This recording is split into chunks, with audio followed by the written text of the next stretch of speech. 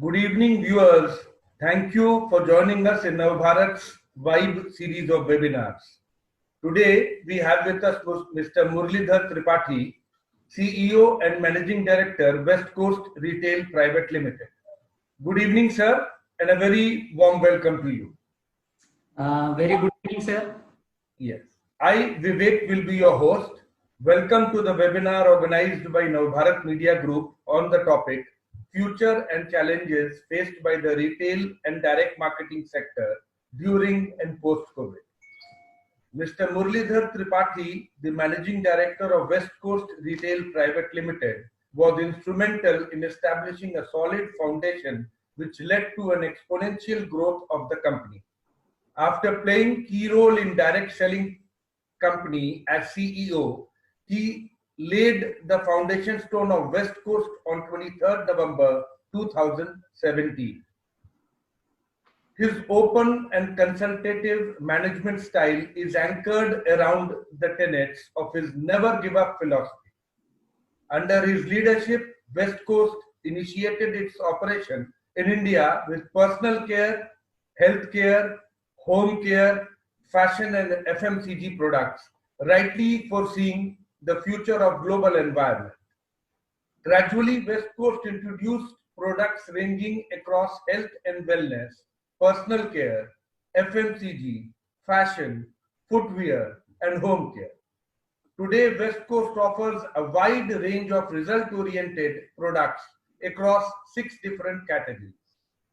Prior to launching West Coast, he was CEO of Smartway Infotech Private Limited, taking care of the company's operation and sales. He started his career with Loop Mobile in the year 2012. I'm sure, Mr. Tripathi, your views and insights will be very helpful to our viewers. Over to you, sir. Thank you, sir. First of all, very good evening. और with your permission, मैं आपकी permission के साथ में इस video को ये जो हमारा सेशन चल रहा है वेबिनार, इसके जो उत्तर हैं वो हिंदी में और अपने ओपिनियंस को हिंदी में रखना चाहूंगा. बिल्कुल sir. This industry is most misunderstood industry in the country. पूरी इंडिया के अंदर इस इंडस्ट्री को लेके जो परसेप्शन है, तो विथ माय पर्सनल एक्सपीरियंस मैं आपको बताना चाहूंगा ये सबसे ज्यादा मिसअंडरस्टूड इंडस्ट्री है. और किस तरीके से मैं इस इंडस्ट्री में आया और मेरी पूरी की पूरी विचारधारा कैसे इस इंडस्ट्री के लिए बदली. एज अ कॉमन पर्सन मैं भी इस इंडस्ट्री की तरफ सन 2012, 13, 14, 15 के दरमियान उसी प्रकार से देखता था जैसे एक आम हिंदुस्तानी देखता है कि direct selling industry that means लोगों को फंसाने का बिजनेस. ओके, एक आदमी दूसरे आदमी को ज्वाइन करता है, देयर इज नथिंग स्कैम के अलावा. Okay, but accidentally I enrolled in the company as a CEO which is involved in the direct selling business, so where I'll exactly get the idea how the direct selling is working. And वहां पर मुझे सीखने को मिला कि basically ये जो direct selling industry है, नेटवर्क मार्केटिंग इंडस्ट्री है, ये ग्लोबली कैसे काम करती है और कितना पोटेंशियल है इस इंडस्ट्री के अंदर और कितने बड़े चेंजेस और रेवोल्यूशन लेके आ सकते हैं इस इंडस्ट्री के माध्यम से. इवन आज इस कोरोना का जो पूरा का पूरा पैंडेमिक का सिचुएशन है, इस पूरे के पूरे पैंडेमिक में, कोरोना क्राइसिस में, the most potential industry which is growing वो डायरेक्ट सेलिंग इंडस्ट्री है. और I am not talking about the business, खाली बिजनेस की बात नहीं है. बिजनेस के साथ में ये इंडस्ट्री लोगों को सर्व करने की इंडस्ट्री है और वो लोगों की इम्यूनिटी को बढ़ाने की इंडस्ट्री है, लोगों को जॉब्स देने की इंडस्ट्री है. और नॉर्मली होता क्या है, जैसे एक पब्लिक परसेप्शन होता है कि भाई नेटवर्क मार्केटिंग इंडस्ट्री से यूजलेस इंडस्ट्री है. लेकिन मैं आपको बताना चाहूंगा कि ट्रेडिशनल इंडस्ट्री के अलावा और नेटवर्क इंडस्ट्री का अगर आप कंपैरिजन करते हैं, जो मुझे आई एम शॉक जब मैंने एक ऑर्गेनाइजेशन को ज्वाइन किया कि ये एकमात्र ऐसी इंडस्ट्री है जहां पर एक व्यक्ति दूसरे व्यक्ति के लिए काम करता है और पूर्ण समर्पण की भावना से काम करता है कि कोई व्यक्ति आप अगर सफल हो और दूसरा व्यक्ति आपके लिए काम करे, ये आपको यहाँ पर देखने को मिलेगा. अगर आप ट्रेडिशनल इंडस्ट्री में जाते हैं, अगर कोई आप दुकान चालू करते हैं तो बगल वाला दुकान आपके कंपटीशन में उतर जाएगा. आप कोई 10 रुपए का प्रोडक्ट बेचेंगे तो बगल वाला 9 रुपए में उसका रेट कर देगा कि कैसे हम आपको बिजनेस से बाहर करें. But in this industry if someone enrolled you in the business, तो सबसे पहले वो ये कोशिश करेगा कि आप कैसे सफल, ताकि अगर आप सफल होंगे तो आपके टेस्टिमोनियल को देख के, आपके एक्सपीरियंसेस को देख के और लोग इस इंडस्ट्री की तरफ पॉजिटिव होंगे। और जो कोरोना का पूरा क्राइसिस चल रहा है, इसमें सर ये इंडस्ट्री बहुत ही जबरदस्त तरीके से कंट्रीब्यूट कर रही है। और जिस तरीके से हमारे हेल्थ वर्कर्स, हमारे सोल्जर्स, हमारी पुलिस जो पूरी तरीके से हमारे समाज की सेवा में, देश की सेवा में लगे हैं, मैं आपको बताना चाहूंगा कि कोरोना वॉरियर की तरह ये पूरी इंडस्ट्री काम करती है और इस पूरे देश को वो सर्व कर रहे हैं। थैंक यू सर कि आपने मुझे इतने बड़े प्लेटफॉर्म पे इस इंडस्ट्री के बारे में जो मिसअंडरस्टैंडिंग है, अपनी जो भी लिमिटेड नॉलेज है उसको रखने का मौका दिया। मैं प्रयास करूंगा कि जो मिसपरसेप्शन है इस वेबिनार के थ्रू लोगों को इस इंडस्ट्री के बारे में सही प्रकार से इसके पोटेंशियल को और इसकी हमारे देश को कितनी आवश्यकता है वो मैं बता सकूं। धन्यवाद। धन्यवाद Tripathi ji, it was wonderful hearing to you. Let us now move to the question and answer session. हमारा पहला सवाल त्रिपाठी जी, वेस्ट कोस्ट कब फॉर्म हुआ था, किस मोटिव से इसे बनाई गई कंपनी को, और आपका विजन और मिशन स्टेटमेंट क्या है? सर जैसा कि आप पूछ रहे हैं कि कंपनी का फाउंडेशन कब रखा गया, तो 2017 में 23 नवंबर 2017 को हमने इस कंपनी का फाउंडेशन रखा। और जब हमने इस कंपनी का फाउंडेशन रखा, उसके पहले मैं इस इंडस्ट्री को बहुत अच्छे से रीड कर चुका था, क्योंकि एज अ सीईओ जब मैं एक कंपनी में इनरोल हुआ तो मैंने ग्लोबल डायरेक्ट सेलिंग को सबसे पहले एनालाइज करना चालू किया, क्योंकि एक कॉर्पोरेट कल्चर से मैं आता था। और कॉर्पोरेट कल्चर से आने के बाद जब हम किसी भी इंडस्ट्री में जाते हैं तो सबसे पहले उस इंडस्ट्री को स्टडी करते हैं, उसके वर्क कल्चर को स्टडी करते हैं, टॉप कंपनीज क्या है, उनके मैनेजमेंट कैसे वर्क करते हैं, इंडस्ट्री का पोटेंशियल क्या है, प्रोज क्या है, कॉन्स क्या है। तो इन सभी चीजों को देखने के बाद में हमारे हिंदुस्तान में, इंडिया के अंदर ये इंडस्ट्री किस तरीके से काम कर रही है, क्या पोटेंशियल है आने वाले समय में, ये सब कुछ देखने के बाद में 23 नवंबर 2017 को इस कंपनी का फाउंडेशन रखा। और जब इस कंपनी का फाउंडेशन रखा तब एक हमारे पास जो मोटिव था, जो रीजन था कि आज हमारे देश में जो दो सबसे भयंकर समस्या है, सबसे बड़ी समस्या है, पहला एक है वो बेरोजगारी का। आज हमारे देश में युवा जिस गति से पढ़ लिख कर और रोजगार के लिए बाहर निकल रहे हैं, उस गति से रोजगार नहीं उत्पन्न हो रहे हैं। और दूसरी जो समस्या है कि वो है बीमारी। बेरोजगारी और बीमारी दो सबसे मुख्य समस्याएं हैं। बीमारी, आज मैं बताना चाहूंगा 90% बीमारी जो है वो मैनमेड है। हमने अपनी जो लाइफस्टाइल है उसके माध्यम से उन बीमारियों को पैदा किया हुआ है। तो इस इंडस्ट्री के माध्यम से एम्प्लॉयमेंट जनरेट किया जा सकता है। बहुत अनलीस्ड पोटेंशियल है कि इतना जबरदस्त पोटेंशियल इस इंडस्ट्री में, बहुत सारे लोगों को रोजगार मिलेगा। और हम इस इंडस्ट्री के माध्यम से लोगों को हेल्थ के प्रति अवेयर करते हैं, उन्हें हेल्दी लाइफस्टाइल के बारे में बताते हैं, उन्हें डिजीज प्रिवेंशन के बारे में बताते हैं। तो हमारा मेन जो मोटो था कि हम एक मोटो के साथ में इस बिजनेस का फाउंडेशन रखे, स्वस्थ भारत मिशन। जैसा कि ये हमारी कंपनी का मिशन है, स्वस्थ भारत मिशन। इस मिशन के तहत हम हिंदुस्तान को स्वास्थ्य के रूप में और रोजगार के रूप में, हेल्थ एंड वेल्थ के रूप में आत्मनिर्भर बनाए और भारत को स्वस्थ बनाए। इस मिशन के साथ में हमने इस कंपनी का जो स्थापना है वो 23 नवंबर 2017 को किया। सर, इसमें आपने वेस्ट कोस्ट नाम क्यों चुना, इसके ऊपर भी कुछ प्रकाश डालें। बिल्कुल सर, बिल्कुल बिल्कुल, बहुत बहुत धन्यवाद। बहुत ही इंटरेस्टिंग क्वेश्चन है सर। ये जो वेस्ट कोस्ट का आप पूरा का पूरा जो हमारा कॉन्सेप्ट देखेंगे तो हमारे लोगो में वेस्ट कोस्ट नाम है, बीच में एक एंकर का लोगो दिया गया है और नीचे एक नेवर गिव अप हमारा स्लोगन है। तो ये जो वेस्ट कोस्ट नाम है, हिंदुस्तान में मेरा जो जन्म है वो मुंबई का है, मुंबई में ही पला बढ़ा और यहाँ के संस्कार हैं।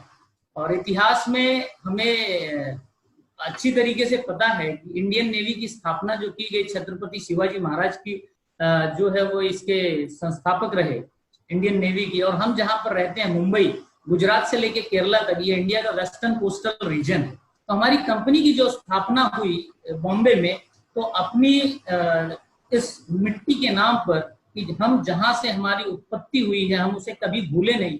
जैसे ईस्ट इंडिया कंपनी आके हिंदुस्तान में अपना बिजनेस स्टैब्लिश किया, हिंदुस्तान में उन्होंने किस तरीके से बिजनेस स्टैब्लिश किया, उस तरीके से हम वेस्ट कोस्ट, ये हमारी उत्पत्ति का स्थान है, तो हम अपनी ओरिजिन को याद रखें, इसके लिए कंपनी का नाम वेस्ट कोस्ट रखा गया। एक एंकर लगाया गया है लोगों के बीच में। उस एंकर का एकमात्र उद्देश्य ऐसा है कि एंकर जो है वो एक जहाज को विपरीत से विपरीत परिस्थितियों में जो है वो स्टेबिलिटी देता है। तो हमारा बिजनेस ऐसा हो कि जो लोगों के जीवन में स्टेबिलिटी लेके आए। और नीचे आपको हमारे लोगों में एक नेवर गिव अप करके स्लोगन दिखाई देगा।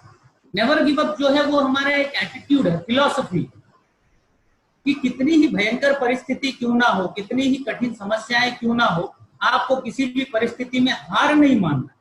आप प्रयास करते रहिए, अपना कंट्रीब्यूशन देने का, अपने कर्मों को पूरी ईमानदारी से निभाते रहिए, बदलाव जरूर आएगा, भले समय ले। तो इसी के साथ में इस कंपनी का नाम वेस्ट कोस्ट रखा गया और नेवर गिव अप का एक स्लोगन डिजाइन किया गया और लोगों में एक एंकर का चित्र जो है वो स्थापित किया गया।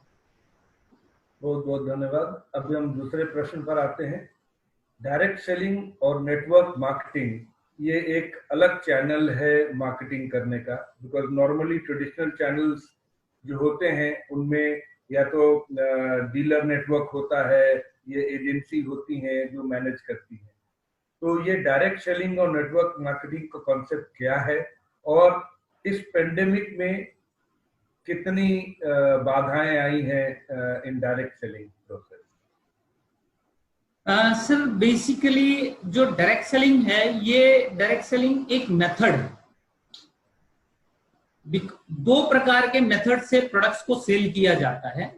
एक मेथड है ट्रेडिशनल मार्केट का, जो हजारों वर्षों से आ रहा है। सबसे पहले जब व्यापार चालू हुआ तो एक वस्तु के बदले में आप वस्तु लेते, इस प्रकार से बिजनेस का ट्रेड शुरू हुआ। फिर वस्तु के बदले में धीरे धीरे मुद्राएं प्रचलन में आई और ये पूरा का पूरा ट्रेड कॉन्सेप्ट रहा। और उसको बेचने का धीरे धीरे चीजें एडवांस होती गई तो चैनल्स बढ़ता गया, कंपनियां आई, व्यापारी आए, उन्होंने अपने डिस्ट्रीब्यूशन नेटवर्क को और रिफाइंड किया और इफेक्टिव बनाया। और धीरे धीरे C&F, स्टॉकिस्ट, रिटेलर, होलसेलर और कस्टमर, ये चैन डेवलप हुआ पिछले कुछ 100 सालों में। तो एक कंपनी जब स्टैब्लिश होती है तो एक पर्टिकुलर रीजन में जब उसे बिजनेस करना होता है तो वहां पर वो स्टॉकिस्ट, सुपर स्टॉकिस्ट जो है वो रखते हैं। सुपर स्टॉकिस्ट ले जाके उस प्रोडक्ट को उस रीजन में वहां के जो ऑथराइज्ड डिस्ट्रीब्यूटर होंगे उनके पास वो प्रोडक्ट्स पहुंचाएंगे, वहां से होलसेलर के पास जाएगा, होलसेलर रिटेलर के पास लेके जाएगा और रिटेलर से प्रोडक्ट जो है वो कस्टमर के पास जाता है। ये कॉन्सेप्ट बहुत अच्छा है उन कंपनीज के लिए जो वेल स्टैब्लिश्ड है। बट डायरेक्ट सेलिंग जो मेथड है वो एक ऐसा मेथड है कि अगर आपके पास कोई अच्छा प्रोडक्ट है, आपके पास कोई अच्छी सर्विस है और आप खुद का स्टार्टअप चालू करना चाहते हैं, तो आप ट्रेडिशनल वे में ना जाकर अपने प्रोडक्ट को डायरेक्टली कंज्यूमर्स को पहुंचाएं और कंज्यूमर अपने एक्सपीरियंसेस के साथ में पीपल टू पीपल जो मार्केटिंग होता है, 4 लोग इकट्ठा होके प्रोडक्ट के एक्सपीरियंस को शेयर करें। सबसे पहली चीज, डायरेक्ट सेलिंग जो है वो प्रोडक्ट बेचने का बिजनेस नहीं है, ये प्रोडक्ट के एक्सपीरियंस को शेयर करने का बिजनेस है। तो हम अपनी विचारधारा से जो लोग सहमत होते हैं उनके साथ मिलकर एक ग्रुप बनाते हैं। It's a group of people जहां पर वो आके बनती है करते हैं और उस एक्सपीरियंस को, सपोज मैं किसी पर्टिकुलर बीमारी से सफर कर रहा हूं और मेरी कंपनी में आर्थराइटिस के लिए बहुत अच्छा प्रोडक्ट है, तो हम वो आपको पर्सनल एक्सपीरियंस के बेस पे रिकमेंड करेंगे कि सर ये प्रोडक्ट मैंने लिया या मेरे पिताजी ने लिया और उनको बहुत अच्छा रिलीफ मिला है। So it will help you to decide कि इस प्रोडक्ट को लेना है कि नहीं लेना है। और जब हमारा एक पर्सनल रिलेशन होता है तो वो सबसे ज्यादा इंपॉर्टेंट चीज होती है इस प्रकार के प्रोडक्ट्स को चूज करने में, सिलेक्शन में। तो हम जब 4 लोग बैठ के एक जगह बात करते हैं, उस प्रोडक्ट्स को आप लेंगे, जब आपको रिलीफ मिलेगा तो आप इस प्रोडक्ट के एक्सपीरियंस को शेयर करेंगे। धीरे धीरे आपका जो ग्रुप है वो ग्रुप इंक्रीज करता है, नेटवर्क इंक्रीज करता है स्लोली। और जब ये नेटवर्क एक बड़े साइज में हो जाता है तो वहां से ये जो वॉल्यूम है वो बड़ा होते जाता है। तो it is very beneficial for company and direct sellers. Direct seller और कंपनी, ये 2 लोगों के बीच का एक एग्रीमेंट होता है बाकी सारे चेन्स को अवॉइड करके। और डायरेक्ट सेलिंग कंपनीज जो अपने लोगों को बेनिफिट देती हैं, ये वो बेनिफिट होता है जैसे ट्रेडिशनल कंपनीज अपने बजट का मैक्सिमम 20 to 30% जो बजट होता है वो एडवर्टीजमेंट के ऊपर खर्चा करती है। देन एक बहुत बड़ा मार्जिन जो है वो उनके डिस्ट्रीब्यूशन चैनल के ऊपर खर्चा होता है। तो इन दोनों मार्जिन को बचाकर कंपनी डायरेक्टली कस्टमर्स के पास अपने ऑथराइज्ड डिस्ट्रीब्यूटर्स के माध्यम से अपने प्रोडक्ट्स और सर्विसेज को पहुंचाती है, और वो जो बचा हुआ मार्जिन है, जो बचा हुआ गैप है, उसी से अपने लोगों को as per the contract, her company का अपना अलग अलग मेथड है कि इंसेंटिव्स और रॉयल्टी कैसे डिस्ट्रीब्यूट किया जाए, तो उस पर्टिकुलर डॉक्यूमेंटेड ऑथराइज्ड जो उनका डिस्ट्रीब्यूशन सिस्टम होता है, उसी के हिसाब से वो उस इंसेंटिव्स को डिस्ट्रीब्यूट करते हैं। तो जैसे जैसे जिस डायरेक्ट सेलर का नेटवर्क जितना बड़ा होता है, उसकी रॉयल्टी जो है वो धीरे धीरे उतनी बड़ी होती जाती है। और इसमें एक छोटा सा प्रश्न है मेरा जी, क्योंकि डायरेक्ट सेलिंग प्रोसेस में हम बहुत सारे चैनल्स को अवॉइड कर देते हैं, जैसे आपने बोला होलसेलर नहीं रहेगा, रिटेलर नहीं रहेगा, स्टॉकिस्ट छोटे नहीं रहेंगे, एजेंट नहीं रहेंगे। तो इसमें एक बहुत बड़ा 15 से 20% मार्जिन जो इनको पास किया जाता है ट्रेड में, वो बचता है जी। तो क्या हम ऐसा मान सकते हैं कि इसमें से कुछ पोर्शन कस्टमर को पास किया जाता है डायरेक्ट सेलिंग में और प्रोडक्ट थोड़ी चीपर अवेलेबल होती है compare to the traditional channel? हाँ जी, डेफिनेटली सर, मैं आपको बताना चाहूंगा कि as per the traditional companies, direct selling की सबसे पहली इंपॉर्टेंट चीज ये है कि डायरेक्ट सेलिंग कंपनीज प्रोडक्ट की क्वालिटी के ऊपर बहुत फोकस्ड होते हैं। प्रोडक्ट की क्वालिटी के ऊपर इसके लिए फोकस्ड होते हैं क्योंकि अगर हमारा प्रोडक्ट किसी भी कस्टमर ने लिया तो हमारा टोटल जो सेल्स आता है वो परसेप्शन पे नहीं आता, वो एक्सपीरियंस पे आता है। इवन ट्रेडिशनल मार्केट में जो सेल्स होता है, ब्रांड एस्टैब्लिश किया जाता है, वो परसेप्शन पे किया जाता है। ठीक है, मैं किसी का नाम नहीं लेना चाहूंगा, लेकिन इसको लगाएंगे तो गोरे हो जाएंगे और इसको खाएंगे तो आप फिट हो जाएंगे। ठीक है, दैट वाज अ परसेप्शन। अच्छा, हमारे यहाँ पर कैसा होता है कि अगर प्रोडक्ट एक पर्सनल रिकमेंडेशन से दिया जाता है, उसकी क्वालिटी अच्छी नहीं होगी तो उसका रीसेल नहीं आएगा, अगला बंदा पॉजिटिव मार्केटिंग करने की जगह 150 लोगों को नेगेटिव कर देगा। First thing. सेकंड, हमारे जो प्रोडक्ट्स होते हैं वो डेफिनेटली आपके जो ट्रेडिशनल मार्केट के प्रोडक्ट होते हैं, उस ट्रेडिशनल मार्केट के प्रोडक्ट्स के कंपैरिजन में क्वालिटी बहुत अच्छी होती है और उसकी जो प्राइस है वो डेफिनेटली उससे कम होती है। और जैसे कि दूसरा आपने क्वेश्चन किया कि हम अपने कस्टमर्स को क्या बेनिफिट देते हैं, तो मोस्टली डायरेक्ट सेलिंग कंपनीज अपने सभी कस्टमर्स को, जैसे ही आप कंपनी के साथ जुड़ते हैं, अपने केवाईसी देके किसी भी कंपनी के साथ में जो इंडिया में एथिकल डायरेक्ट सेलिंग कर रही है, तो वहां पर आपको कोई भी फीस नहीं लगना है, कोई भी पैसा नहीं लगना है। आप खाली अपना रजिस्ट्रेशन करते हैं कि मैं यहाँ का एक रजिस्टर्ड कस्टमर हूं और मैं आपकी विचारधारा से सहमत हूं, आपके प्रोडक्ट को मुझे एक्सपीरियंस करना है, मेरी रिक्वायरमेंट है। तो आपको कंपनी जो प्रोडक्ट है एमआरपी की बजाय वो डीपी पे देना चालू करती है। डीपी मतलब एक डिस्काउंटेड प्राइस जो होता है अपने रजिस्टर्ड कस्टमर को। ट्रेडिशनल मार्केट में अगर आप 70 रुपए का प्रोडक्ट है, 70 रुपए में ही मैक्सिमम तौर पे आपको दुकान से मिलेगा, लेकिन यहां पर कंपनी डायरेक्टली बेनिफिट पास करती है कस्टमर को। और इसके बाद में कंपनीज डायरेक्टली जो स्कीम्स लेके आती है बहुत सारी, वो सबसे ज्यादा बेनिफिशियल कस्टमर्स के लिए होती है। सपोज कोई एक प्रोडक्ट है, उसके ऊपर बाय टू गेट वन का स्कीम आ गया, तो वहां पर इन बिटवीन कोई भी उसको कंट्रोल नहीं कर सकता, ये कंपनी और कस्टमर के बीच का रिलेशन होता है। डायरेक्ट सेलर का काम खाली नेटवर्क बिल्ड करने का है, लेकिन जो स्कीम्स हैं, जो बेनिफिट्स हैं, वो कंपनी डायरेक्टली कस्टमर को पास ऑन करती है।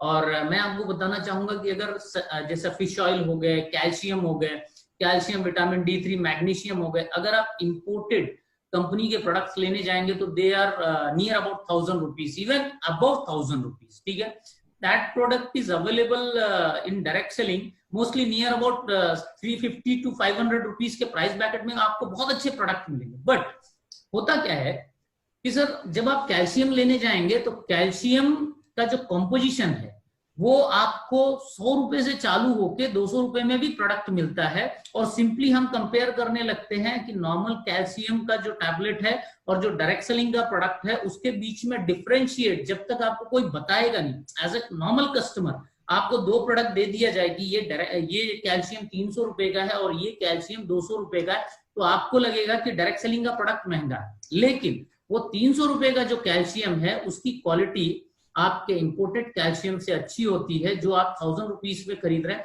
अगर उस प्रोडक्ट को एक्सप्लेन करने के लिए आपके पास कोई प्रॉपर व्यक्ति नहीं है जो आपको उसके बेनिफिट्स को और प्राइस को जस्टिफाई कर सके, तो आपको ये लगेगा कि ये प्रोडक्ट्स बहुत ओवर प्राइस्ड है।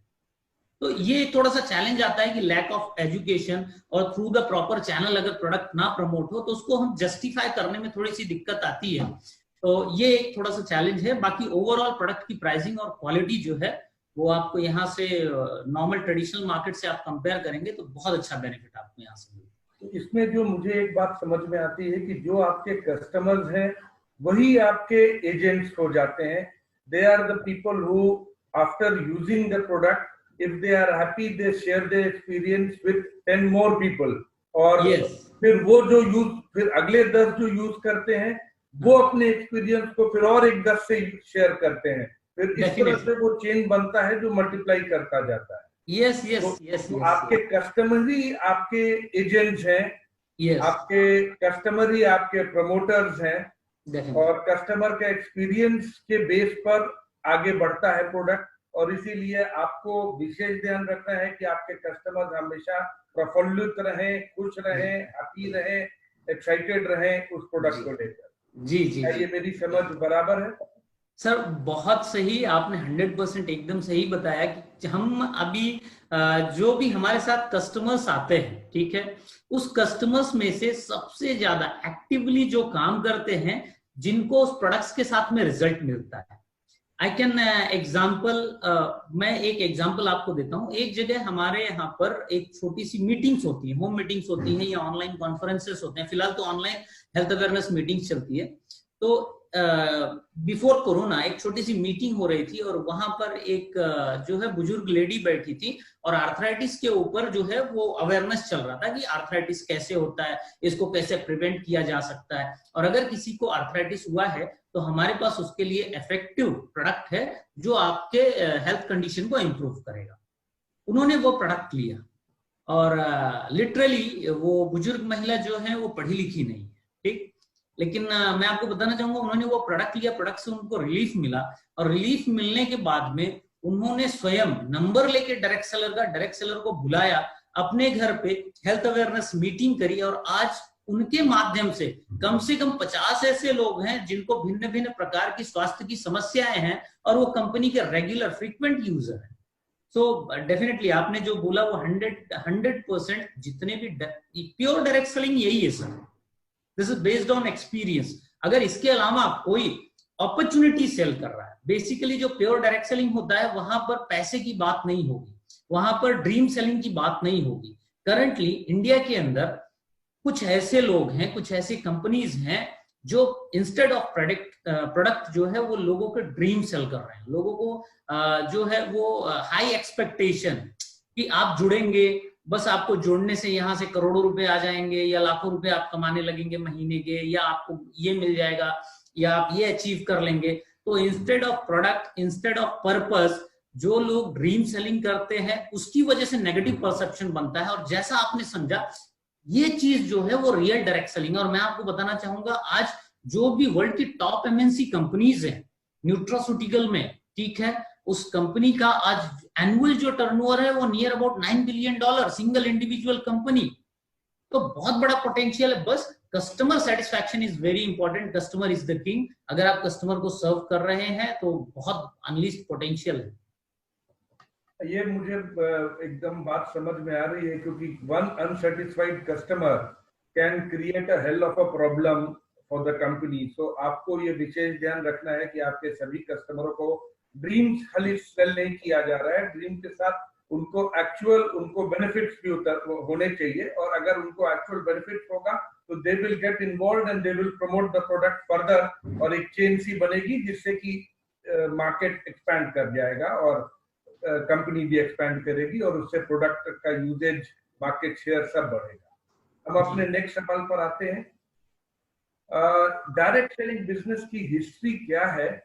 और जैसे आपने शुरू में इंट्रोडक्शन में कहा था कि थोड़ी सी इसके ऊपर नेगेटिव परसेप्शन भी आई थी, क्या आप इस पर हमें कुछ प्रकाश डाल के बताएंगे ऐसा क्यों हुआ था और ये इसको करेक्शन मोड पर कैसे लाया जा रहा है? बिल्कुल सर, जैसे कि मैं आपको डायरेक्ट सेलिंग इंडस्ट्री का हिस्ट्री बताना चाहूंगा कि ये जो हिस्ट्री है, इस इंडस्ट्री की हिस्ट्री है, इसकी जो शुरुआत हुई वो सन 1886 में यूएसए में हुई। And the first company was Avon. Avon company ने इसकी शुरुआत की यूएसए में। ये कंपनी जो बेस्ड है और आज भी ये बहुत सक्सेसफुली चल रही है, टॉप एमएनसीज कंपनीज में से एक है और मोर देन 134 इयर्स हो चुके हैं इस इंडस्ट्री को। सो यू कैन अंडरस्टैंड कि अगर 134 साल से कोई बिजनेस चल रहा है, so that can't be a scam, ठीक है, इतना लंबा टाइम तक चले। और करंटली डायरेक्ट सेलिंग 170 से ज्यादा कंट्रीज में चलता है। ओके, और मैं आपको बताना चाहूंगा द फर्स्ट लेडी जिन्होंने एज अ डायरेक्ट सेलर इस इंडस्ट्री में साइन अप किया, उनका नाम था PFE अल्बी, ALBEE। और एवॉन कंपनी के परफ्यूम्स जो है वो डोर टू डोर जाके सेल करती थी, वहां से इंडस्ट्री चालू हुई। और यूएस के अंदर जो पहली डायरेक्ट सेलिंग एसोसिएशन बनी, जिसे DSA कहा जाता है, वो 1910 में बनी। और 134 साल पुरानी इंडस्ट्री है। और अगर इंडिया की बात करें तो इंडिया में अभी जस्ट 25 साल हुए हैं सर इस इंडस्ट्री को। अभी प्री मैच्योर इंडस्ट्री है, ये बहुत पोटेंशियल बाकी है। और जैसा कि आपने बोला कि इस इंडस्ट्री के लिए सोसाइटी में एक नेगेटिव इंपैक्ट क्यों, हम उस पर बात करना चाहेंगे। कि पहली चीज इस इंडस्ट्री में वो है फेलियर रेशियो। फेलियर रेशियो, कोई भी व्यक्ति जब हाई एक्सपेक्टेशन के साथ में इस इंडस्ट्री में ज्वाइन करता है, जैसे मैंने आपको प्रीवियस अपने आंसर में बोला कि जब ड्रीम सेल किया जाता है, ठीक, जब जो है वो ग्रीड सेल किया जाएगा, तब हाई एक्सपेक्टेशन के साथ जब लोग आएंगे, they don't come here to serve the people, to serve the nation, they here come to only earn money. उनका पर्पस खाली पैसा कमाना है। और हमने उन्हें ये ड्रीम दिखाया कि आपको 6 महीने से यहां से इतना पैसा मिलना, और जब वो उन्हें नहीं मिलेगा महीने, 2 महीने, 3 महीने, तो वो नेगेटिव हो जाएंगे क्योंकि उनका एक्सपेक्टेशन बहुत ऊपर है। ठीक, ये एक तो पहली चीज है प्रैक्टिकल, जो मैंने एज अ CEO अपने पिछले 6-7 सालों के एक्सपीरियंस पे इस इंडस्ट्री में देखा, खास करके इंडिया की बात में कर रहा हूं। और दूसरी चीज है lack of knowledge. Lack of knowledge how to do the business, because in this industry आप अकेले पूर्ण कंपनी है, अपने आप में ऑर्गेनाइजेशन आप हैं। आपको अपनी टीम को एजुकेट करना है, आपको अपनी टीम को जो है कम्युनिकेशन स्किल्स सिखाना है, आपको अपनी टीम को मैनेज करना है, टीम मैनेजमेंट भी आपको देखना है, उनके क्वेश्चंस के आंसर्स भी देखने हैं, प्रोडक्ट को प्रमोट भी करना है। तो ये सारी चीजें आपको सीखना पड़ता है। और लोग जुड़ तो जाते हैं, लोगों को जोड़ना आसान है, लेकिन लोगों को सिखाना मुश्किल है। लोग सीखने के लिए रेडी नहीं होंगे जब तक उनके पास प्रॉपर पर्पस या विजन होगा। तो हमने तो पर्पस रूट में डाला ही नहीं, विजन हमने रूट में डाला ही नहीं, तो लोग सीखेंगे कैसे? सेकंड थिंग, और जो सबसे बड़ी चीज है वो मैं बोलना चाहूंगा कि नेगेटिव परसेप्शन के लिए, वो है चिट फंड्स और स्कैम्स। कुछ ऐसे स्वार्थी लोग जो अपने व्यक्तिगत स्वार्थ के लिए ऐसे लुक्रेटिव स्कीम्स डिजाइन करते हैं जिसमें भोले भाले लोग, क्योंकि अभी 20-25 साल की इंडस्ट्री है सर, और लोगों के अंदर बहुत ज्यादा समझ नहीं है। और दूसरी चीज, हमारे यहाँ पर प्रॉपर रेगुलेशन नहीं है इस इंडस्ट्री के लिए। गवर्नमेंट ने गाइडलाइन जारी कर दिया 2-3 साल पहले, गवर्नमेंट ने गाइडलाइन जारी किया है, लेकिन अभी तक कोई रेगुलेशन बॉडी नहीं है, अथॉरिटी नहीं है जो इसको प्रॉपर तरीके से रेगुलेट कर सके। ठीक है, तो ये 3 चीजें हैं। अगर इन 3 चीजों के लिए बेहतर तरीके से सुधार कर लिया जाए तो इस इंडस्ट्री का नेगेटिव परसेप्शन जो है वो चेंज हो जाएगा।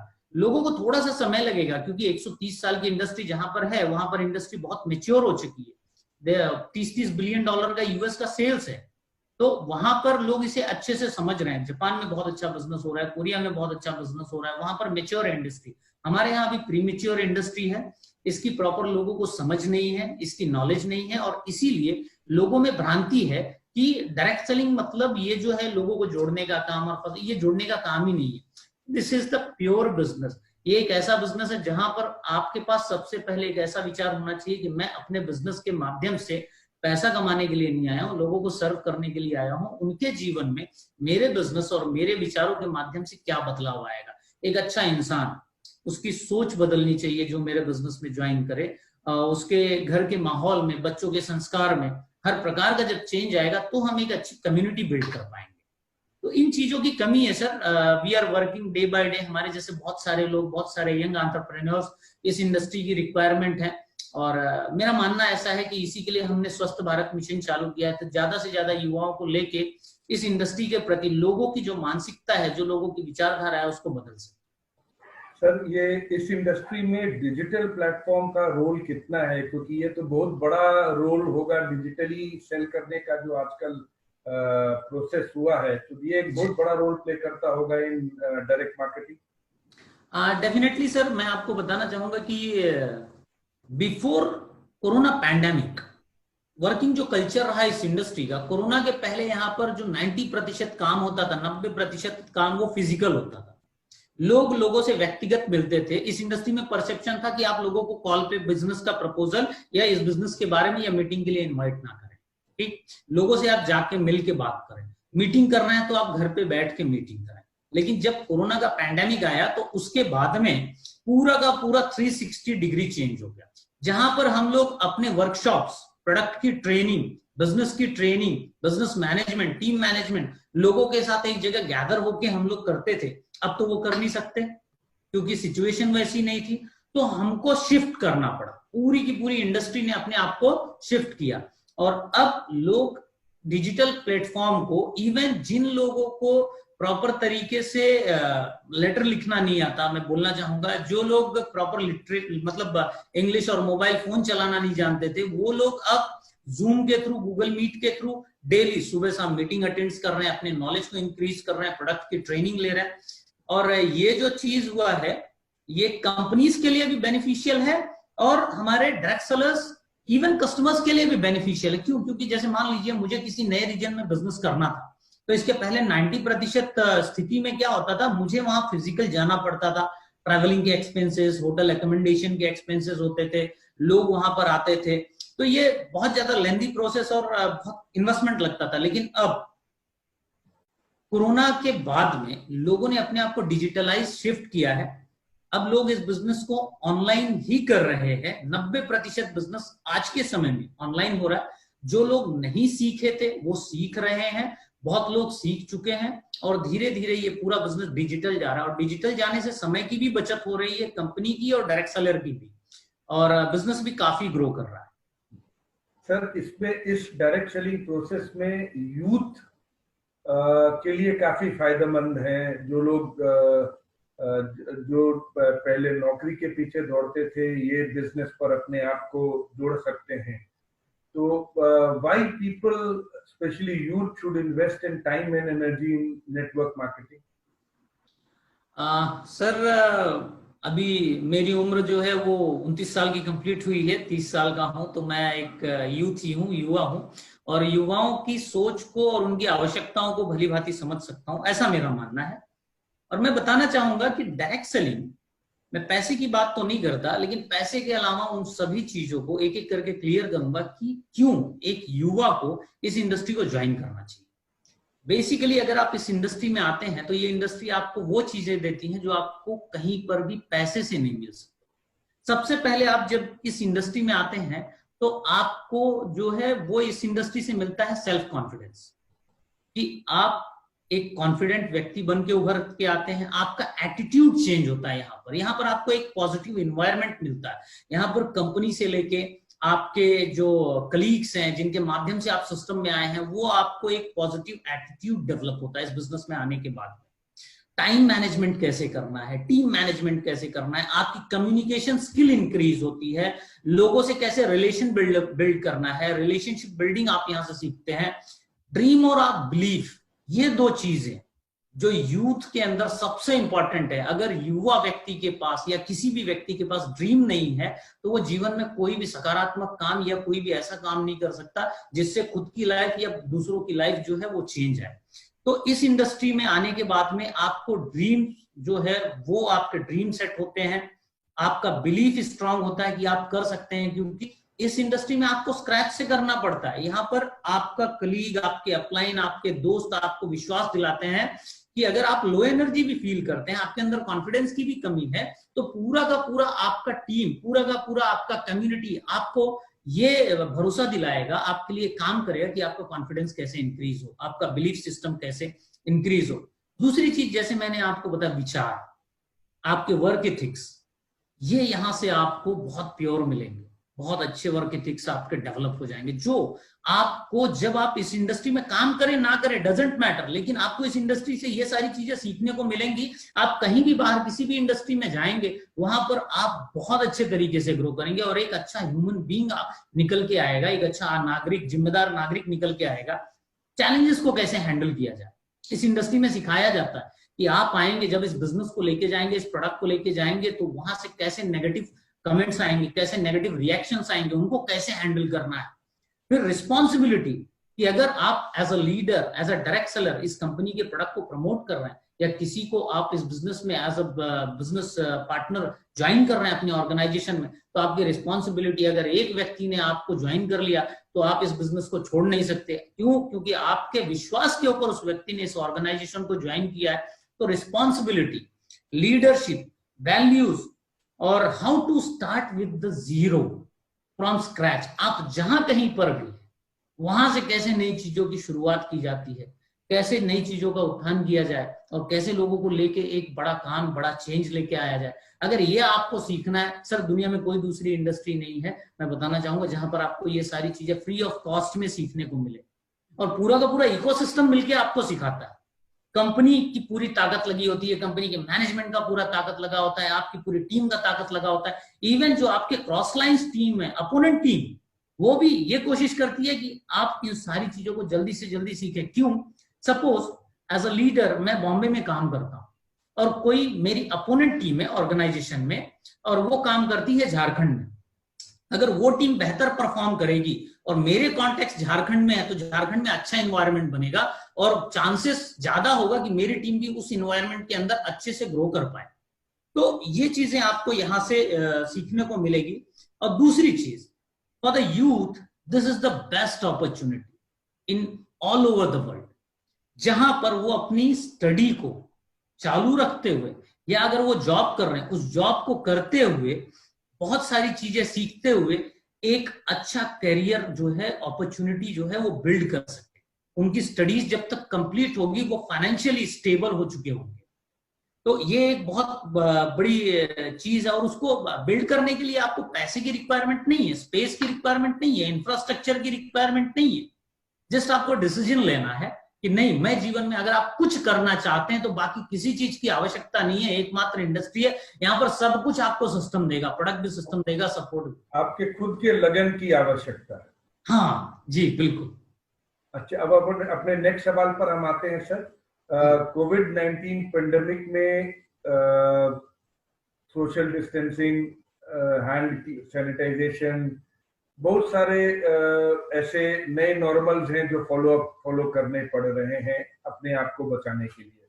तो इस पेंडेमिक के दौरान आप अपने एम्प्लॉइज, जो आपका बैक ऑफिस एम्प्लॉइज होगा, आपके MIS एम्प्लॉइज होंगे, आपके कुछ मार्केटिंग के एम्प्लॉइज होंगे, उनको आपने कैसे उनको स्प्रेड किया ये अवेयरनेस की, how they should keep themselves safe and what precautions did the company take to ensure that the employees who are attending office are not contracting the disease?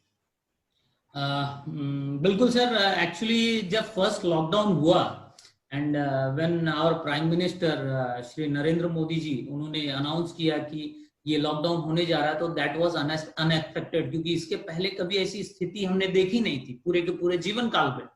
और सडन अनाउंसमेंट हो जाता है कि सारी चीजें बंद हो जाएंगी, ओनली एसेंशियल सर्विसेज चालू होंगी। तो क्योंकि हम लोग एसेंशियल सर्विसेज में आते हैं, हम लोग, हमारे पास हेल्थ और इम्यूनिटी के प्रोडक्ट्स हैं, FMCG के प्रोडक्ट्स हैं और होम एंड हाइजीन के प्रोडक्ट्स हैं, तो हमको तो परमिशन था काम करने के लिए। लेकिन देयर इज अ वेरी बहुत ही तगड़े रिस्ट्रिक्शंस के साथ में, और रिस्क बहुत ज्यादा था। तो थोड़ा सा समय तो अपने आप को शिफ्ट करने में गया। हमने अपने सारे एम्प्लॉइज को पहले लॉकडाउन के अंदर कंप्लीटली वर्क फ्रॉम होम दिया काम करने के लिए। और जो हमारा लॉजिस्टिक डिपार्टमेंट है, उस डिपार्टमेंट को भी वीक में खाली 2 दिन हमने इनवाइट किया फर्स्ट लॉकडाउन के अंदर, कि जितने भी कंसाइनमेंट्स आएंगे वो खाली वीक में 2 दिन डिस्पैच होंगे। और वो भी डिस्पैच करना है तो देयर इज सर्टेन डिस्टेंस, कि हम अपने पैकेट्स बना के, लेबल्स लगा के, उसको एक पर्टिकुलर जगह पर ले जाके प्लेस कर देते थे विद प्रॉपर सैनिटाइजेशन स्प्रे वगैरह करके। एंड आवर कुरियर पार्टनर्स और ट्रांसपोर्ट पार्टनर वो आते थे, वहां से प्रोडक्ट को पिक करके लेके जाते थे, पहली चीज। और जो सेकंड लॉकडाउन आया, सेकंड लॉकडाउन के बाद में फिर हमने वीक में 3 दिन जो है वो ऑपरेशंस को चालू करना शुरू किया। और ये कोशिश किया कि जितने भी लोग डिजिटली काम करते हैं, जैसे एडमिन डिपार्टमेंट हो गया, जैसे अकाउंट्स डिपार्टमेंट हो गया, they are already working from the home, उनको ऑफिस आने की कोई आवश्यकता नहीं है करंटली। खाली जो है वो हमारा डिजाइनिंग डिपार्टमेंट और हमारा लॉजिस्टिक जो डिपार्टमेंट है वो ऑफिस में आते हैं। और अभी भी हम लोग, सेफ्टी हमारे लिए बहुत हाई कंसर्न है, क्योंकि life is the most valuable thing. हम अपनी पूरी की पूरी एसेट, पूरी की पूरी कंपनी, या फिर सर जीवन अमूल्य है, किसी का जीवन हम उसका कोई मूल्य नहीं लगा सकते। तो वी आर टेकिंग जितना ज्यादा प्रिकॉशंस ले सके। सैनिटाइजेशन के लिए हम लोगों ने हर जगह व्यवस्था करी, और अपने सभी एम्प्लॉयज को सैनिटाइजर वगैरह देना, इम्यूनिटी के जो हमारे प्रोडक्ट्स हैं वो देना। हम तो वैसे भी शुरू से हमारे कंपनी के एथिक्स में है कि हम अपने सभी एम्प्लॉयज को, जो भी हमारे यहाँ काम करते हैं, हम मंथली एक पर्टिकुलर अमाउंट का प्रोडक्ट्स उनको फ्री ऑफ कॉस्ट देते हैं कि वो यहाँ से वो प्रोडक्ट लेके जाएं, जितने भी हेल्थ के प्रोडक्ट हैं, और उस प्रोडक्ट्स को वो कंज्यूम करें। There is a certain limit of 1500 to 3000 rupees as per the post and family size. They will get that product free of cost from the company side. और उसको हमने इंक्रीज किया कि इम्यून के products जो है वो ज्यादा से ज्यादा लेके जा सके। और जहां तक हमारे लीडर्स हैं, उन लीडर्स को एकदम कंप्लीट रिस्ट्रिक्शन दे दिया गया कि nobody to allowed to start the meeting physical. आपको बिल्कुल अलाउड नहीं है कहीं से भी कोई भी मीटिंग जो है आपको फिजिकल नहीं करनी है। 90% से ज्यादा बिजनेस आज हम जो है वो ऑफलाइन लेके आ रहे हैं। हमारा जो प्लेटफॉर्म है वो ई कॉमर्स प्लेटफॉर्म है। यहाँ पर प्रोडक्ट परचेस करने के लिए मोस्ट एडवांस, प्राउडली मैं आपसे बताना चाहूंगा कि West Coast is the most advanced direct selling business platform for customer and direct seller both. आप अपने घर से प्रोडक्ट ऑर्डर करेंगे, प्रोडक्ट यहाँ ऑटोमेटेड हमारा सिस्टम में, हमने अपने सभी पार्टनर्स के साथ में टाई अप किया हुआ है। ऑटोमेटेड सिस्टम से प्रोडक्ट्स डिस्पैच में आएगा, पैक होगा और आपके घर पे पहुंच जाएगा। तो मैक्सिमम सेफ्टी मेजर्स जो जो लिए जा सकते हैं वो ले रहे हैं। और still we are taking care of our all employees. Awareness camps लगा रहे हैं, ऑनलाइन अवेयरनेस कैंप्स हम लोग कर रहे हैं, जहां पर लोगों को हेल्थ के प्रति अवेयर कर रहे हैं। एम्प्लॉयज को तो सबसे पहले उनके लिए गाइडलाइन जारी की कि भाई आपको घर पे भी रहना है तो क्या क्या करना है। आपने गर्म पानी पीना है, आपने जो है वो हल्दी का सेवन करना है, हमारे ये प्रोडक्ट्स का सेवन करना है। तो जो जो किया जा सकता है इम्यूनिटी बढ़ाने के लिए और इन्फेक्शन से बचने के लिए, उन सभी चीजों के लिए हमने पूरा जितना भी एफर्ट हो सकता है वो दे रहे हैं। सर, आप इस प्लेटफॉर्म पर हमें बताएं क्या क्या प्रोडक्ट आपके कंपनी से, किस क्या क्या, ऐसे तो 6 डिफरेंट कैटेगरीज है जो इंट्रोडक्शन में मैंने कहा था, but what are the various product sold through this channel, और आप आगे क्या क्या एक्सपैंड करने की सोच रहे हैं? सर बेसिकली हमारा जो प्रोडक्ट रेंज है, सबसे पहली चीज तो ये है कि हम अपने प्रोडक्ट रेंज में जो सबसे इम्पोर्टेंट चीज है हमारे लिए वो है हेल्थ। जैसे कि हमारा एक मिशन ही है स्वस्थ भारत मिशन का, तो हमारे लिए मोस्ट इम्पॉर्टेंट प्रोडक्ट है वो है हमारा हेल्थ केयर का प्रोडक्ट। क्यों? क्योंकि हिंदुस्तान के अंदर हेल्थ को लेके अवेयरनेस बहुत कम है। आज 90% बीमारियां हमने अपनी लाइफस्टाइल से पैदा की हुई है, चाहे डायबिटीज हो, आर्थराइटिस हो, कॉन्स्टिपेशन हो, पाइल्स हो, ये अलग अलग स्टेजेस में आते हैं। तो हमने आयुर्वेदा बेस्ड, हमारे पास जो हमारी पूरी संस्कृति से, अपने ऋषि मुनियों से जो आयुर्वेद का हमारे पास खजाना है, उसको यूज करते हुए हमने अपने health care, quality health care products को सबसे प्रायोरिटी पे रखा है। और हेल्थ केयर के अलावा जो हमारे कॉस्मेटिक प्रोडक्ट्स हैं, मैं आपको बताना चाहूंगा कि हिंदुस्तान के अंदर, पूरी इंडिया के अंदर, we are the only company जिनके पास अल्कोहल फ्री कॉस्मेटिक प्रोडक्ट्स है। हम ग्लूटीन नहीं यूज करते, SLS नहीं यूज करते, पैराबीन नहीं यूज करते। हमारा कोई भी प्रोडक्ट किसी भी एनिमल के ऊपर टेस्टेड नहीं होता, और 100% वेगन मटेरियल से बना हुआ ऑर्गेनिक कॉस्मेटिक प्रोडक्ट्स है। और बहुत ही अफोर्डेबल प्राइस पे, मोस्ट अफोर्डेबल प्राइस पे 100% अल्कोहल फ्री और वेगन प्रोडक्ट्स हम जो हिंदुस्तान के अंदर दे रहे हैं। We are the only company. Home care और हाइजीन की अगर बात करें तो होम केयर और हाइजीन में बहुत अच्छे प्रोडक्ट्स हैं। और इसी के साथ में FMCG में हमारे पास स्पाइसेस हैं, और प्योर स्पाइसेस हैं, हमारे सारे जो स्पाइसेस है वो हैंडमेड है पहली चीज, और ये महिलाओं के समूह के द्वारा बनाया जाता है। और हम ध्यान रखते हैं कि हम जो भी प्रोडक्ट्स ले रहे हैं उसमें रोजगार सृजन हो पहली चीज, और नीडी जो है उनको हम सपोर्ट कर सकें। हमारे सारे स्पाइसेस जो आते हैं वो महिलाओं का समूह है, हम वहां से बनवाते हैं ताकि उन महिलाओं को रोजगार मिले। ठीक, अच्छा, वो सभी जो मसाले हैं वो हैंडमेड हैं, कलर का यूज नहीं होता, किसी प्रकार के केमिकल का यूज नहीं होता, एंड मोस्ट प्योरेस्ट फॉर्म है। इसके अलावा मैं आपको बताऊंगा कि हमारे एफएमसीजी में जो टी है, मसाला है, चाय जो हम पीते हैं, तो चाय के बहुत सारे दुष्परिणाम हैं, लेकिन हमने चाय को हेल्थ से कनेक्ट किया। हमने अब चाय जो है रॉयल्टी नाम से अपना एक चाय लेके आया, जिस चाय में चाय पत्ती के साथ में आपको कार्डेमन है, इलायची है, जिंजर है, उसके अंदर तुलसी है, मुलेठी है, ऐसे 7 हर्ब्स जो है उसके अंदर हमने मिलाए, ताकि जब आप चाय पीने की 90% हिंदुस्तानियों के पास अब चाय पीने की आदत है, दिन में 4 बार चाय पीते हैं, कॉन्स्टिपेशन, डायबिटीज और शुगर को इन्विटेशन देते हैं। तो हमने चाय में इन सभी हर्ब्स को मिला दिया, उसका टेस्ट बहुत बेहतर हो गया, मसाला चाय की तरह उसका टेस्ट हो गया, और काफी ज्यादा उसके हेल्थ बेनिफिट्स मिलने लगे। और अगर मैं फैशन की बात करूं तो फैशन और फुटवेयर में हमने पहली कंपनी है सर हिंदुस्तान के अंदर जो एनर्जी शूज बनाते हैं। एनर्जी शूज मतलब आज 90% लोगों के पास जो लाइफस्टाइल है वो इनएक्टिव हो चुकी है, हमने चलना कम कर दिया है। तो हम अपने जूते के अंदर एक्यूप्रेशर बेस्ड एक एनर्जी शूज बनाते हैं। जब आप उस जूतों को पहनते हैं तो हमारे यहाँ एक्यूप्रेशर शूज है, जिसे हम एनर्जी शूज बोलते हैं। आपको स्पेशली ऑफिस वाले पैटर्न में, फॉर्मल शूज में एनर्जी शूज हमने लॉन्च किया, क्योंकि आप जब ऑफिस शूज पहनते, फॉर्मल शूज पहनते, तो वो 8 घंटा आपके साथ रहता है, और जब आप चलेंगे तो through the benefit of acupressure आपके जितने भी पॉइंट्स हैं वो एक्यूप्रेशर से वहां पर प्रेस होंगे। आपके ब्लड प्रेशर, हाइपरटेंशन, बीपी, ऐसे बहुत सारी बेनिफिट्स जो है हमारे फुटवेयर के माध्यम से रिजॉल्व हो जाएगा, आपको पता ही नहीं चलेगा। तो डायरेक्ट सेलिंग में हमारे जो भी प्रोडक्ट्स हैं, इनोवेटिव प्रोडक्ट्स हैं, बहुत रिसर्च करने के बाद में, काफी मार्केट एनालाइज करने के बाद में हम अपने कस्टमर्स को, बिजनेस तो करना है सर, लेकिन बिजनेस करने के साथ मोस्ट इंपॉर्टेंट थिंग कि हम आपकी लाइफ में क्या वैल्यूएबल चीज ऐड कर सकते हैं, वो हमारा पर्सपेक्टिव है। हम अपने देश को कैसे स्वस्थ बना सकते हैं, उसके लिए हमने Ayurveda, organic, home care, FMCG और फैशन में जो भी प्रोडक्ट्स लेके आए हैं वो इनोवेटिव हैं, और कहीं ना कहीं आपके लाइफस्टाइल में आप बड़े आसानी से अडॉप्ट करते हुए उसको फिट हो जाएंगे। तो इस प्रकार से 5 से 6 कैटेगरीज में हम डील करते हैं। सर, आपके प्रोडक्ट्स के लिए, क्योंकि ऑनलाइन परचेजिंग भी अभी हो रहा है जैसे आपने बताया, तो रिटर्न पॉलिसी क्या है, और क्या आप इंटरनेशनल शिपमेंट भी करते हैं, और अगर कर रहे हैं तो उसमें रिटर्न पॉलिसी कैसी रहती है? सर ऐसा है कि हम जो भी बिजनेस कर रहे हैं 100% ऑनलाइन बिजनेस है, और हम अपने कंज्यूमर को सेटिस्फैक्शन गारंटी देते हैं, 100% सेटिस्फैक्शन गारंटी।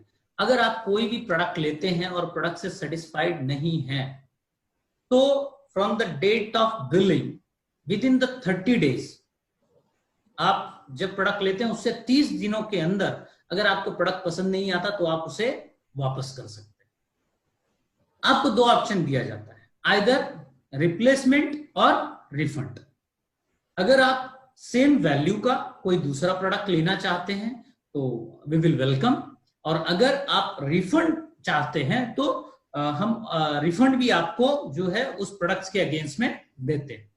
और जितने भी हमारे प्रोडक्ट्स हैं उसके ऊपर हम 100% सेटिस्फैक्शन जो है उसकी एश्योरिटी देते हैं, क्योंकि हम लोग अभी जो कंज्यूमर का नेटवर्क बिल्ड कर रहे हैं, मैं आपको बताना चाहूंगा, हम जब भी कोई प्रोडक्ट ऐड करते हैं सर, ठीक है, तो उसके पहले एक छोटा सा पायलट प्रोजेक्ट होता है हमारा, ये हमारा एसओपी है।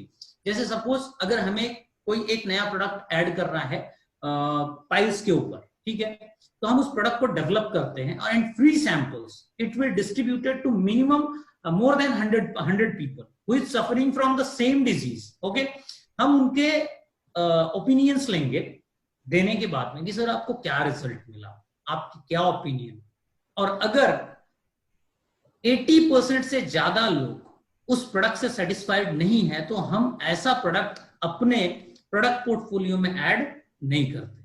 तो कस्टमर हमारे लिए प्रायोरिटीज है।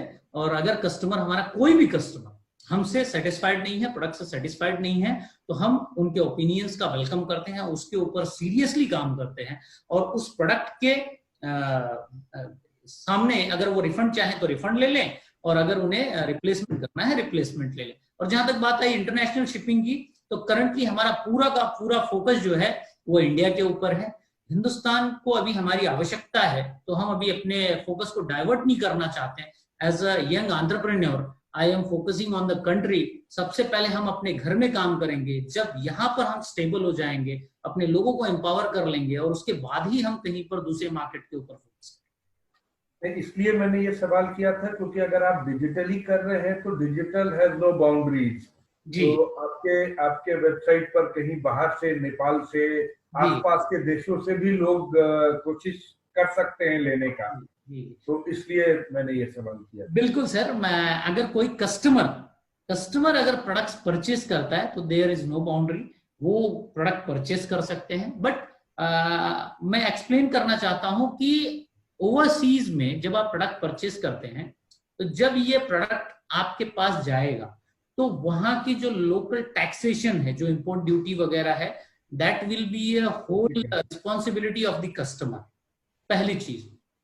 और जहां तक हम जिस कैटेगरी में डील करते हैं, खास करके हमारा जो एक्सपर्टीज है हेल्थ का, ठीक है, हेल्थ एंड कॉस्मेटिक, वो बहुत सेंसिटिव प्रोडक्ट होता है और for that type of product you need lots of approvals, ठीक है, तो इजी नहीं होता। लेकिन हाँ, अगर हमें कोई भी इंटरनेशनल ऑर्डर आता है कस्टमर का, so we will personally talk to that customer, क्योंकि खाली ऑर्डर लेके और प्रोडक्ट भेज देना हमारी जिम्मेदारी नहीं है। हमारी नैतिकता है कि अगर कोई इंटरनेशनल कस्टमर हमसे जुड़ना चाहता है तो हम अपनी बैकएंड टीम से उन्हें कॉल अरेंज करवा के, उनकी रिक्वायरमेंट्स को समझ के, वो किस लिए ये प्रोडक्ट ऑर्डर कर रहे हैं, अगर ये उनके लिए रिलेवेंट है तो ही ये प्रोडक्ट लें। Either we will make it refund or we will suggest the proper product, क्योंकि हेल्थ के प्रोडक्ट्स हैं।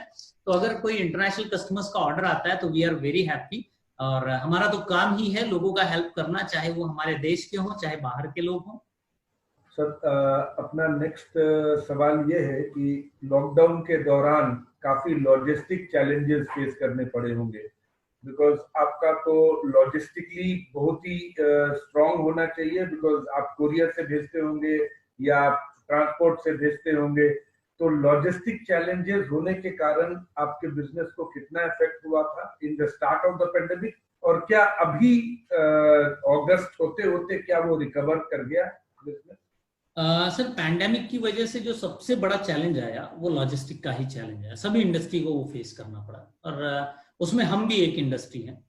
मैं आपको बताना चाहूंगा कि लॉकडाउन के दरमियान जो डायरेक्टली कस्टमर्स, दो टाइप की शिपिंग होती है हमारी।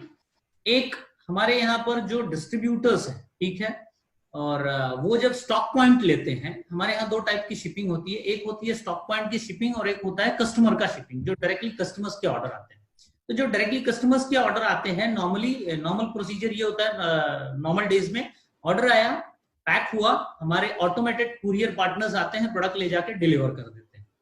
अब इन कोरोना पीरियड क्या हुआ कि हमने यहाँ पर ऑर्डर आया, प्रोडक्ट पैक किया, कुरियर पार्टनर आया, प्रोडक्ट लेके गया और पता चल रहा है कि जहां पर डिलीवरी करनी है वो एरिया कंटेनमेंट जोन में है, वहां पर डिलीवरी पॉसिबल नहीं था, तो बहुत सारे कंसाइनमेंट्स रिटर्न आने लगे।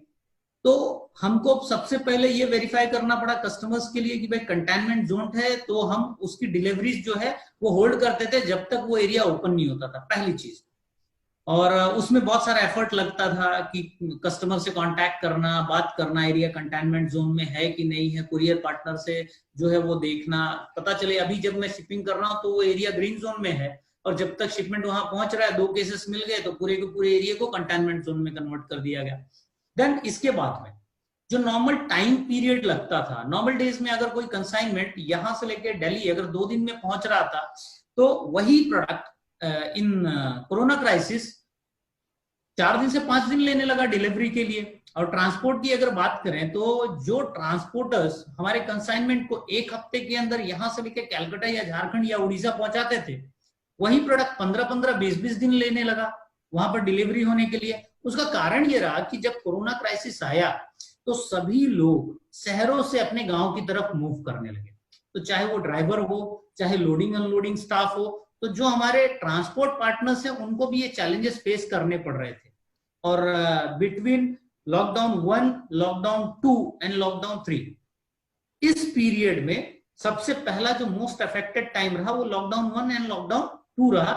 आफ्टर दैट धीरे धीरे चीजें इंप्रूव हो रही हैं। हाँ, मैं ये बोल सकता हूं कि डिलीवरी टाइम अभी भी जो 70% तक रीच हो चुका है, 30% डिले टाइम है। अगर कहीं पर 7 दिन का समय लग रहा था तो आज भी 10 दिन का समय लग रहा है, और अगर कुरियर कहीं 2 दिन में पहुंच रहा था तो आज भी 3 दिन लग रहा है। थोड़ा सा डिले है, चैलेंजेस अभी भी हैं, लेकिन we have to work with the challenges. We are still finding the best what we can do. और हमारे लॉजिस्टिक और कुरियर पार्टनर्स भी डे बाय डे अपने सिस्टम को इम्प्रूव कर रहे हैं, तो उसका भी बेनिफिट हमें मिल रहा है। समय थोड़ा कम है, इसलिए मैं लास्ट दोनों प्रश्न को कंबाइन कर दे रहा हूं। वेस्ट कोस्ट, क्या वेस्ट कोस्ट जैसे आपने कहा is a cut above compare to all other direct marketing companies, तो आपके क्या स्पेशल बेनिफिट्स हैं to the customers and to your users, और आप इस प्लेटफॉर्म से हमें क्या मैसेज देना चाहते हैं और अपने व्यूअर्स को क्या मैसेज देना चाहते हैं? सबसे पहले तो सर मैं आपको बहुत खुशी होगी मुझे बताते हुए, क्योंकि आपने जो ये क्वेश्चन किया, ये most important question in this webinar for me, because मैं यहाँ पर अपनी इंडस्ट्री और अपनी कंपनी को रिप्रेजेंट कर रहा हूँ। तो एज अ ऑर्गेनाइजेशन सबसे पहले वेस्ट कोस्ट जो है वो यहाँ पर हम प्रोडक्ट नहीं सेल कर रहे हैं, ठीक। हमारा एक पर्पस है, उस पर्पस के लिए हम आए हैं, हम अपने मिशन पे काम कर रहे हैं, और हमारा मिशन है कि हम लोगों को अवेयर करें और रूट पे जाके अवेयर करें कि जहां पर गांव में और जो अशिक्षित लोग हैं, जिनके पास शिक्षा का अभाव है, या फिर जिनके पास हेल्थ की शिक्षा का अभाव है, न्यूट्रिशन की शिक्षा का अभाव है, हम उन लोगों को सबसे पहले अवेयर करते हैं। नॉर्मली नेटवर्क मार्केटिंग इंडस्ट्री में कंपनीज डायरेक्टली प्रोडक्ट सेल करती है।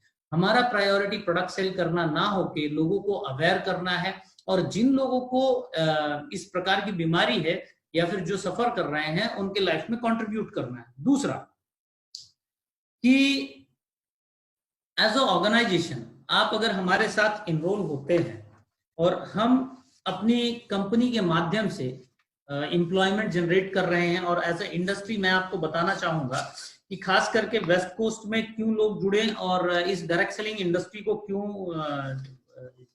चूज करें, तो थोड़ा सा मैं इसमें अपनी इंडस्ट्री के बारे में भी जोड़ना चाहूंगा, और बहुत शॉर्ट में मैं अब इस इंटरव्यू को कंप्लीट करना चाहूंगा, काफी समय हो चुका है।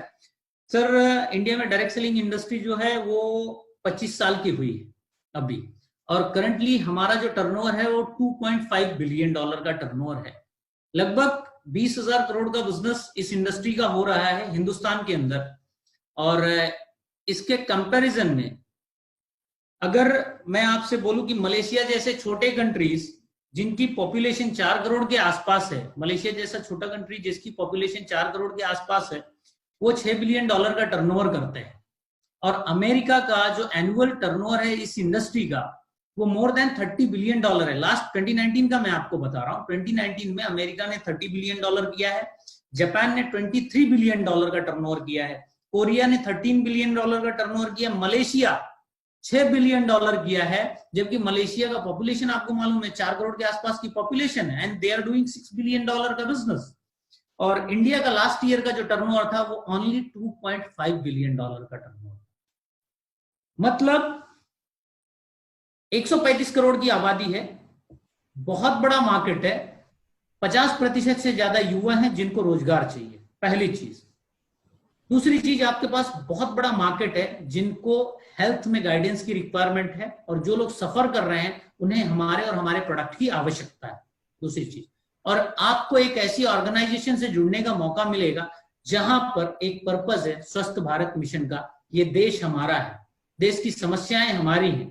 अगर हम और हमारे साथ युवा मिलकर इस देश के बारे में नहीं सोचेंगे और अपनी समस्याओं के ऊपर हम नहीं काम करेंगे तो कौन काम करेगा। हमको देश क्या दे रहा है ये सोचने से ज्यादा बेहतर है कि हम देश को क्या दे सकते हैं ये सोचा जाए। अगर भगत सिंह, सुखदेव, राजगुरु, चंद्रशेखर जी, सुभाष चंद्र बोस जी, उन महान व्यक्तियों ने देश से अपेक्षा की होती तो आज हम और आप बैठ के इस प्लेटफॉर्म पे बात नहीं कर पाते। इसी माध्यम से मेरा यही पर्पस है कि हमारी कंपनी के साथ जुड़कर और इस स्वस्थ भारत मिशन के तहत जुड़कर हमारे साथ में मैं युवाओं को आह्वान करता हूं कि हमारे साथ आइए, स्वस्थ भारत मिशन में जुड़िए। और हमारा स्लोगन है सर, आयुर्वेद अपनाएं और स्वस्थ भारत मनाएं। आयुर्वेद के माध्यम से जो हमारा इतिहास है, हमारा गौरव है, उसके माध्यम से लोगों के जीवन में पॉजिटिव परिवर्तन लाया जाए, उनके हेल्थ में पॉजिटिव परिवर्तन लाया जाए। और जहां तक मैंने टर्नओवर की बात की, एक बार मैं आपको वापस से बताना चाहूंगा कि इंडिया का 2.5 बिलियन डॉलर का टर्नओवर रहा लास्ट ईयर का। लास्ट ईयर ये ड्यूरिंग कोरोना का मैं आपको सर्वे बता रहा हूं कि वर्ल्ड डायरेक्ट सेलिंग इंडस्ट्री जो है वो डिक्रीज हुआ है 8% से, और इंडियन डायरेक्ट सेलिंग इंडस्ट्री का सेल्स जो है वो इंक्रीज हुआ है 12% से। सो यू कैन इमेजिन कितना पोटेंशियल है। और फिक्की और केपीएमजी का ऑफिशियल रिपोर्ट है कि till 2025 Indian direct selling industry जो है 65,000 करोड़ की इंडस्ट्री होगी। आज 20,000 करोड़ है, आने वाले 5 साल में 65,000 करोड़ का इंडस्ट्री होने वाला है। More than 3 times. हाँ, मोर देन 3 टाइम्स। और मैं आपको एक पर्सनल मेरा जो कैलकुलेशन है और मेरी नॉलेज के according, till 2030 Indian direct selling industry कम से कम 2.5 लाख करोड़ से लेकर 3 लाख करोड़ तक की इंडस्ट्री होगी। करंटली इंडिया के अंदर 50 लाख लोग एज अ कस्टमर और direct seller involve in this industry. और टिल 2030 मेरा मानना है कि लगभग 50 million people, near about 5 crore लोग इस इंडस्ट्री के अंदर इन्वॉल्व होंगे। और ये इंडस्ट्री उतने सारे जॉब्स क्रिएट करेगी, क्योंकि यहां पर वो जो 40% का जो मार्जिन कंपनी ये करती है, बचाती है, उसको अल्टीमेटली डायरेक्ट सेलर्स के अंदर ही डिस्ट्रीब्यूट किया जाता है। मैं आपको बताना चाहूंगा कि लगभग ये पूरी ग्लोबल डायरेक्ट सेलिंग इंडस्ट्री जो है वो 200 बिलियन डॉलर की है, और 200 बिलियन डॉलर में 40% कमीशन डिस्ट्रीब्यूट होता है। तो नियर अबाउट आप समझ लीजिए कि 200 बिलियन में 80 बिलियन डॉलर का तो कमीशन डिस्ट्रीब्यूट हो रहा है करंटली। इंडिया के अंदर जब 3 लाख 2.5 लाख करोड़ की इंडस्ट्री होगी तो 40% 1 लाख करोड़ रुपए खाली रॉयल्टी और इंसेंटिव्स में जब डिस्ट्रीब्यूट होंगे तो आराम से बहुत ज्यादा पोटेंशियल है।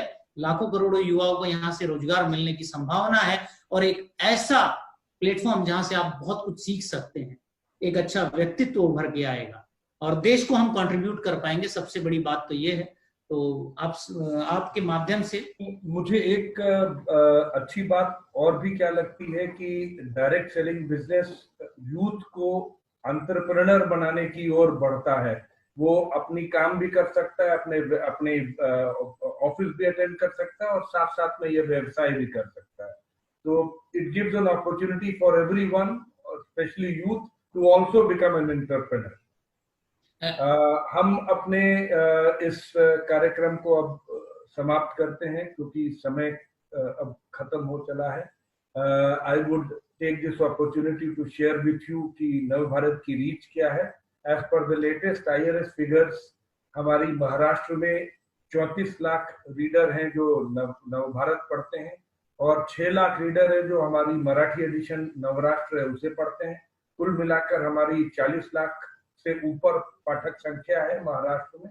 और अगर हम पूरे इंडिया को पकड़ें, जब हमारी बाकी एडिशंस हैं जो मध्य प्रदेश, छत्तीसगढ़, गुजरात में दी जाती है, अगर हम सबको पकड़ें तो हमारे 84 लाख रीडर्स हैं।